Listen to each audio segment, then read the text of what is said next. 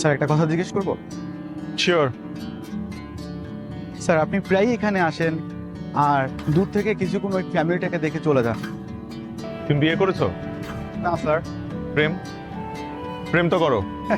না স্যার, আমি এখন আমার ক্যারিয়ার নিয়ে ফোকাস করতে চাই। আমি আপনাকে আমার আইডল মনে করি। তুমি ভুল মানুষকে তোমার আইডল মনে করো।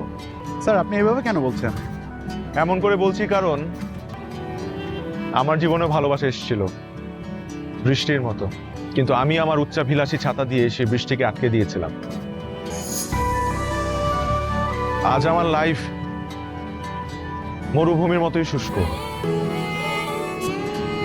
জীবনে চলার পথে একটা প্রিয় মানুষ দরকার, ফলে সব আয়োজন ফাঁকা মনে হয়। যেমন আজ আমি একা।